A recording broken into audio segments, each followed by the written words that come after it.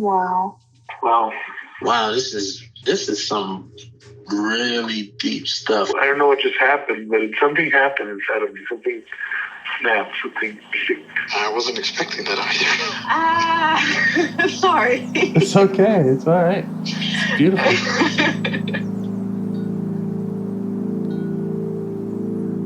Monster is like really small, but it had to become that to stop me. Because then the hurt child became present when you mentioned it. And I didn't realize this until now. There were things that I didn't remember until now. Funny, I haven't seen that before. And it feels like I'm the monster. I'm kind of seeing images of things, of a world where they can exist.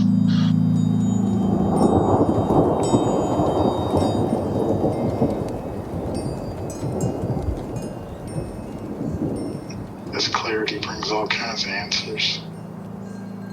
It's clear. She hugged me and then went back to her place, I guess, in my heart. Oh, it wants to come out. It wants to bippity boppity boop Cinderella me. She's melted into my chest. It's ooey gooey. All week been finishing things, cleaning up more, started eating vegetables again last week. And it kind of just started happening. It's almost like I just finished going through a meditation session. I feel light. When you hit that first joint, in the morning, and I actually feel a lot more awake.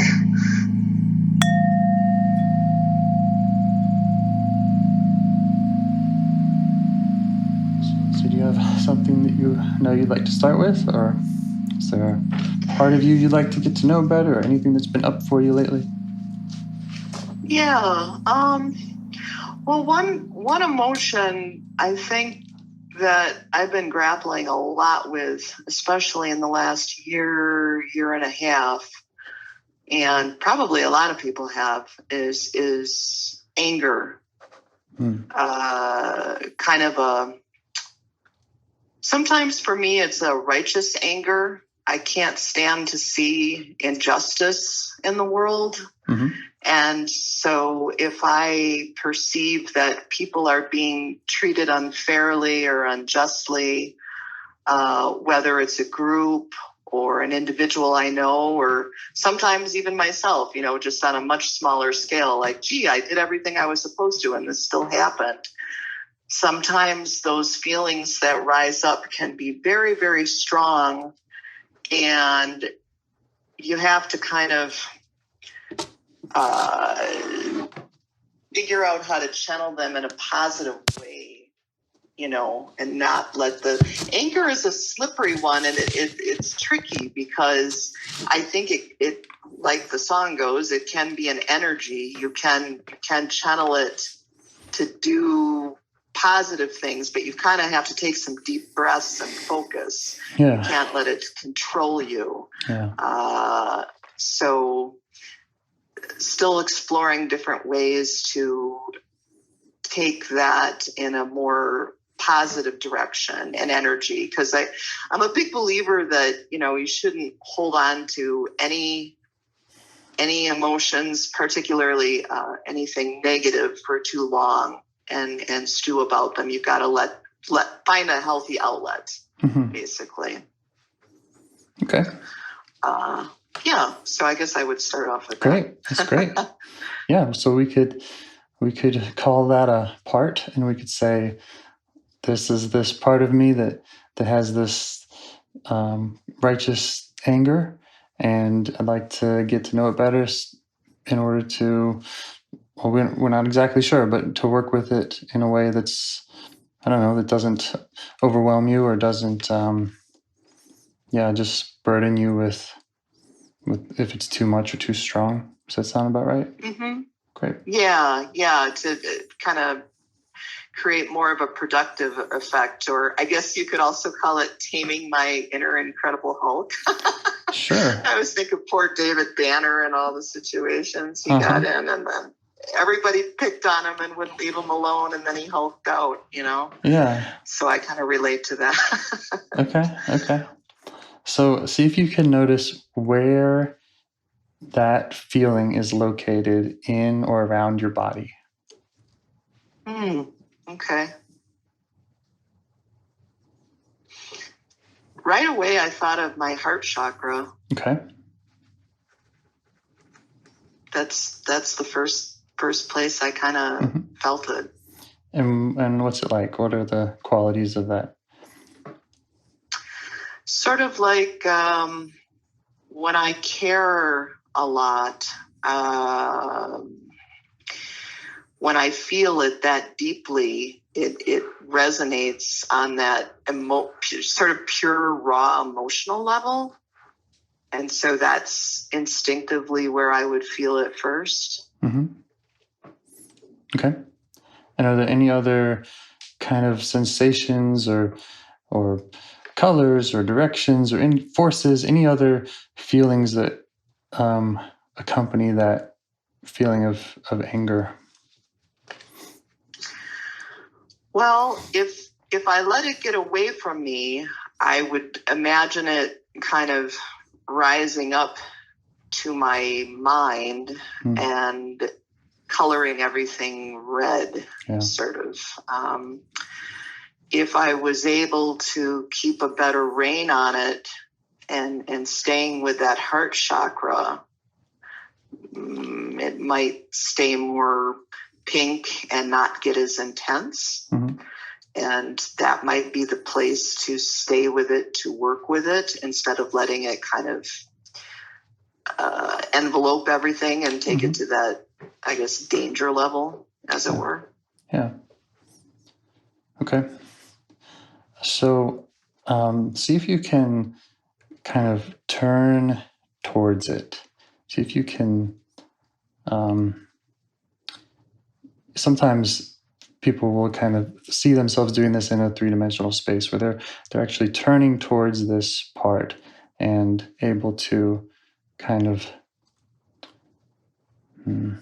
see it in front of them, see it in the room, or any other way of just thinking about how you can kind of sit across from it so that we can ask it some questions. Okay. Are you able to do that?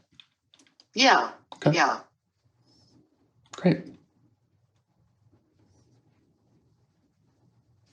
And another thing is often it will kind of develop some person-like characteristics. And I'm not asking you to invent any fiction, but if that does come up, sometimes we'll want to go with that because we are going to be kind of asking it questions and listening for answers. So if you do have any sense of like this being,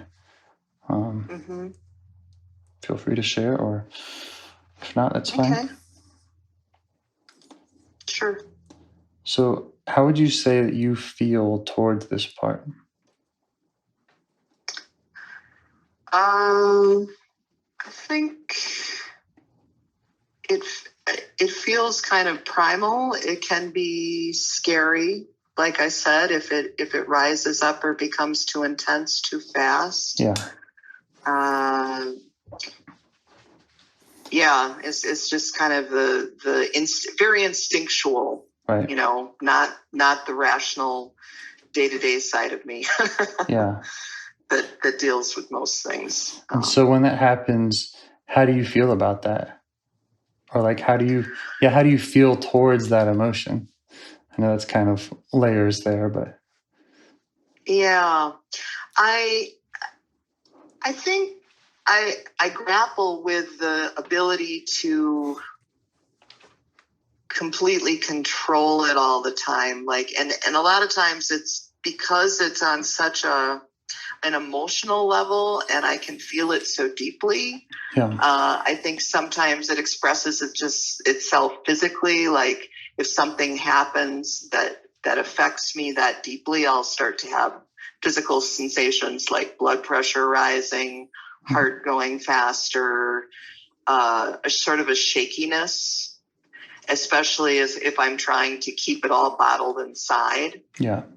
And then I definitely have to go into meditation mode and deep breaths to kind of work through that. Because it's felt on such a deep sort of emotional primal level. I think the key for me is always kind of, it lies in doing something productive physically, like a workout. Yeah. If I'm frustrated, a real intense workout, or running around, punching a punching bag, whatever, all the stereotypical stuff, but listening to some strong music, kind of loud on my earphones or something. Things like that help give that a form of expression, and I guess get it out of my physical being in a safe way. I think the really tricky part is, let's say in a workplace situation, like in an office where everybody has to be on their best behavior all the time, something comes up or triggers something in you that would make you feel all those things, or make me feel those things. Where do you find the appropriate outlet right at that moment, right? Mm-hmm. Yeah. And then you kind of are forced to walk around with that for a while. And so for me, that's always been it's been a challenge in that. And one of the reasons why I do enjoy freelance writing and podcasting so much is, although not to say that I can't play well with others, because I definitely can. But sometimes in like group situations, if someone, just likes to push your buttons, or has that instinct to want to do that or mess with you, that's hard for me. That's hard for me to figure out positive ways to remove myself emotionally from it. Some people are really good about switching off the emotions and keeping it at a certain level in a professional setting. I guess because I wear my heart on my sleeve a lot, it can be that's a big challenge. Yeah. That's a big challenge. Okay. So when correct me if I'm wrong, but what I'm hearing is your relationship to it is one where you have a lot of tools that help you manage it, and outlets to deal with it, and that your overall approach is kind of, you talked about grappling with it, you talked about wanting to have the right amount of control, and also kind of there's a part of you that kind of wants to get it out. You want to get it out, but you want to get it out appropriately. Right. So just sticking with the kind of language of parts, imagine that desire to manage it, and that desire to there might be a part of you that wants to get rid of it. There might be a part of you that feels out of control or wants to control it. Imagine that. See if you can kind of ask those parts that want to control it or get rid of it for a little bit of space in this conversation, so we can just get to know the anger part, and just see how they react if you ask those parts to step back and give us a little space while we talk to the anger part. Okay. Just let me know how they react. It feels like everybody's pretty cool with it, although my most rational mind part warns me, be careful. Yeah, absolutely. Okay, but kind of a thing. Yeah, that's a valid concern. So let's, let that part know that that we're gonna, it's a short conversation, and that you and I aren't going to be overwhelmed by the anger part. That we just want to ask you some questions, and also you can give a little appreciation to the rational mind part, that it's looking out for you. But Okay.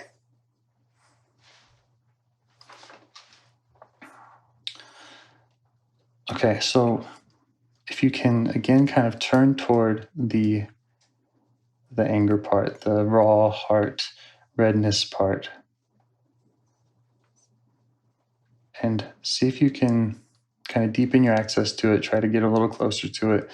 If it's turned away from you, try to, get in front of it, if you will, and then ask it, what does it want you to know, or what does it want you to know about it, and just wait for the answer. Don't try to think of an answer. Okay.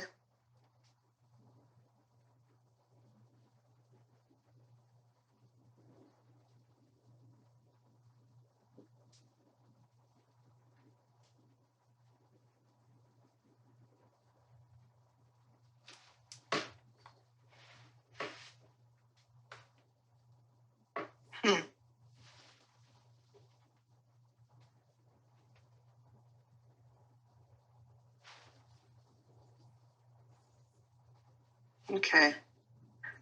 Well, I definitely got something. Yeah.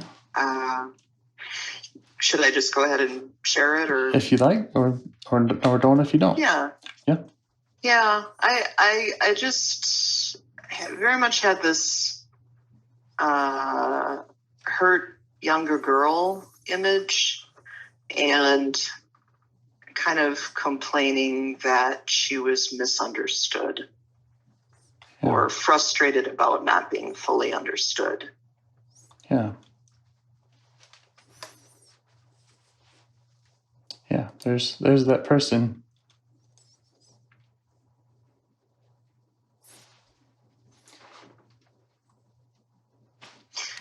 There might be a key in finding a way to treat the anger part of me with more compassion.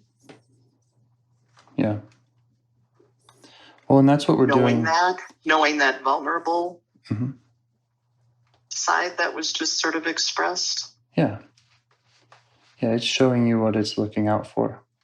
So, and that compassion, yeah, I think you're absolutely right. And it's part of what we're doing right now in this conversation is, by asking the other parts to step aside, by being curious about the anger part, that is compassionate, that is curious. So that's kind of our mode of operating here.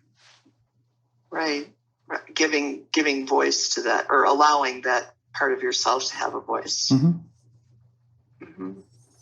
So see if you can just try asking it, what is it afraid will happen if it doesn't show up that way, if it doesn't get your attention that way with the anger?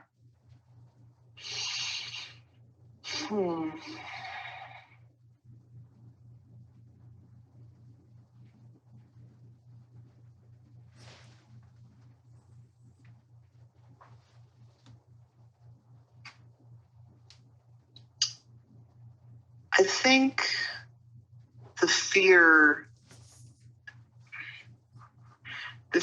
is mainly that because anger can be depression turned inward, that I would be more of a harm to myself keeping these feelings bottled up inside more than anyone else, or lashing out that way. Okay.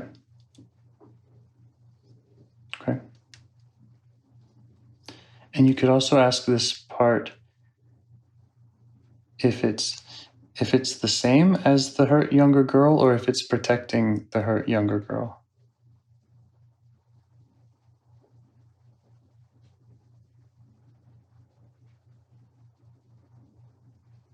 I think protecting. Yeah. Okay.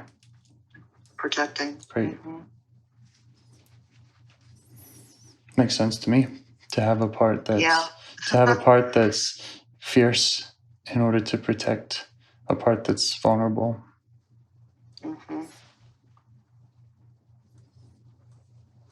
it talked about having another kind of fear of the anger going inward and being depressive. Is there anything else that it's concerned about? Ask it if it has any other fears or concerns about if it doesn't show up as, too hard to control or overwhelming or too big. Right.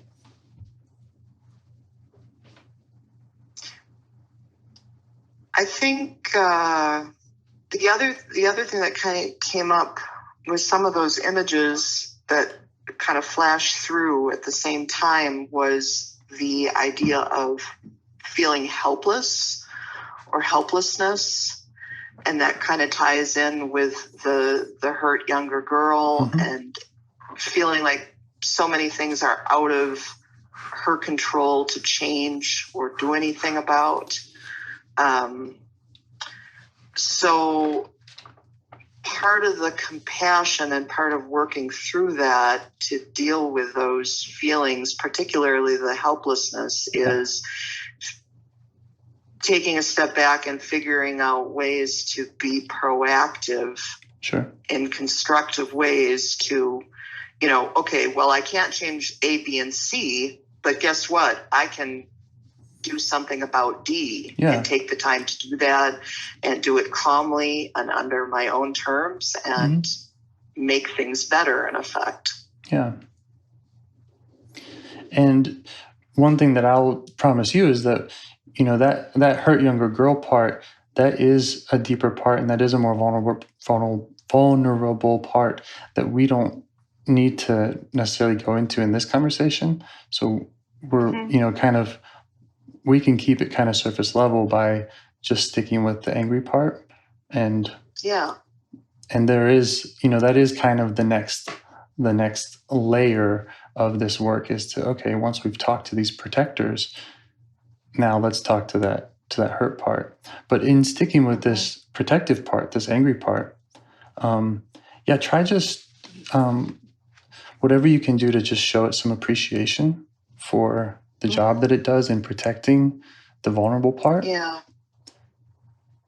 And just see how it reacts to that and how you're feeling towards it. Okay.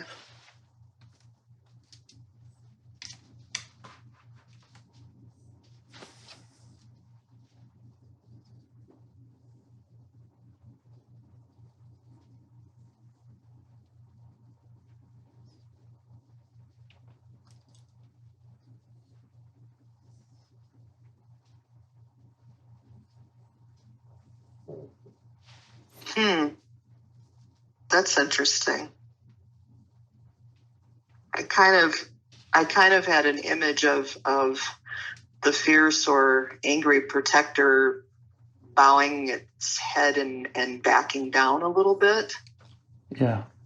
Almost moved to tears because it was relieved that I finally addressed it, needed a voice, and maybe needed a little bit more compassion and understanding rather than just fright or denial or running away. Yeah, you're kind of honoring it for its service, and it's that's sweet. So it could let its guard down a little bit and just say, okay, finally, thank you. Kind of relax its fierce stance. Yeah. That was an interesting image. It's got a difficult job to do. So try asking it if you could heal or change what it's protecting. So if you were able to change or heal the hurt younger girl part so that there wasn't the fear, there wasn't the helplessness, what would the angry part, what might it like to do inside of you? How else would it like to use that energy?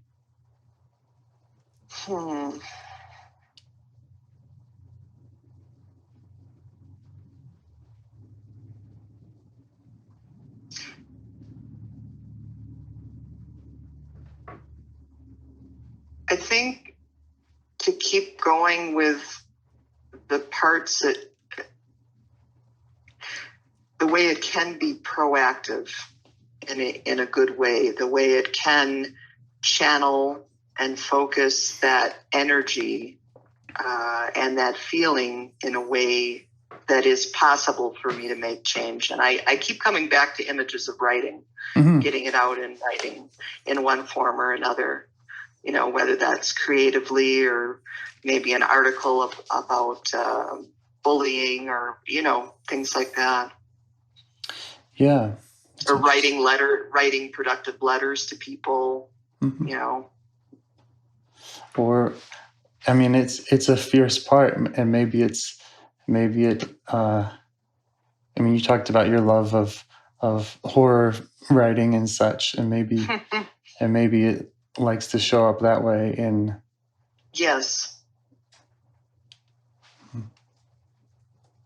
Have that outlet. Yeah. A safe space. It's nice. Try asking it how old it thinks you are, and just wait for the answer. Okay.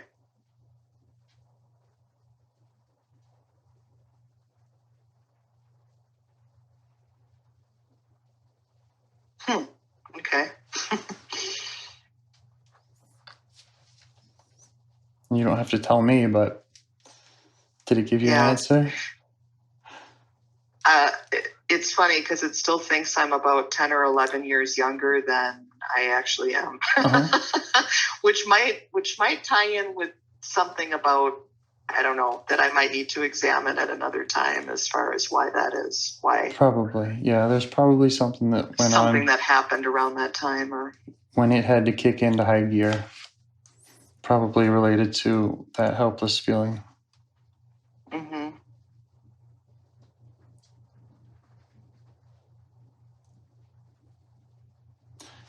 And my last question for this part is,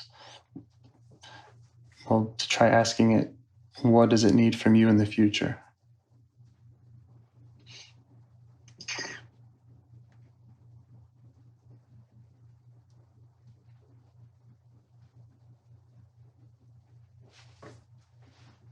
Okay, that was pretty clear.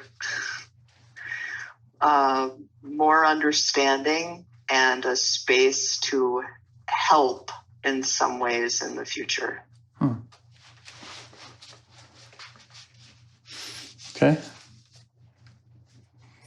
Sometimes I like to really, it's up to you, but however deep you want to go with that particular question. For me, I feel like I have to, when I'm working with my own parts, I feel like I have to extract all the details and and take all the notes of okay, really, what do I do next? Kind of thing. So right.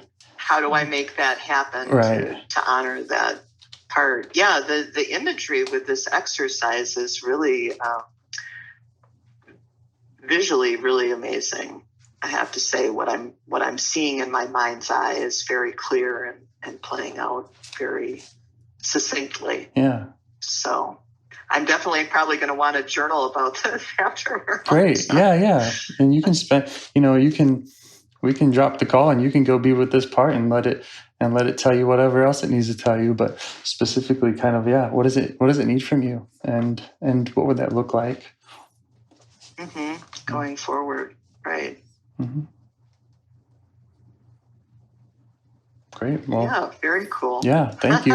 And my last thing is just to say thanks to the parts, say thanks to the part that you talked to, and say thanks to the parts that gave space. You had plenty of other parts, I think, that wanted that they've all related to the angry part. They've all dealt with it in their ways, and the rational mind and the fear and the wanting to control it and all of that, to be able to give you space to do this work is cool. And you might also be able to show them that you have this power, you have this ability to work directly with parts, and you can do that with any of them. Exactly.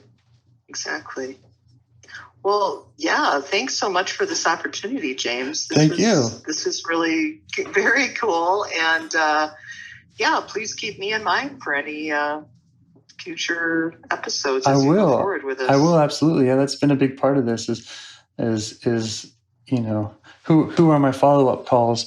And I'd love to chat with you again sometime if we have the opportunity. Okay, great. So thank you. Thanks. Did you have anything else for me, or no? If it feels complete to you, then by all means. Yeah, but like I said, I'm itching to get at my journal. Please do. I might need to do a little of that. Great. Thank you so much. I hope you have a great day. It was really nice talking with you. Yeah, you as well. Take care. Okay. Thank you. Bye. Bye-bye. Do you want to help bring more self-energy to the world? If you'd like to participate in calls or help out with this project in any way, I'd love to hear your ideas. Join the Discord server or contact me at james@liveifs.com. A huge thanks to our audio engineer, Zikri, for your care and diligence in editing the calls. To every caller for your courage in sharing some of your parts. And to anyone out there getting to know their internal system, keep going.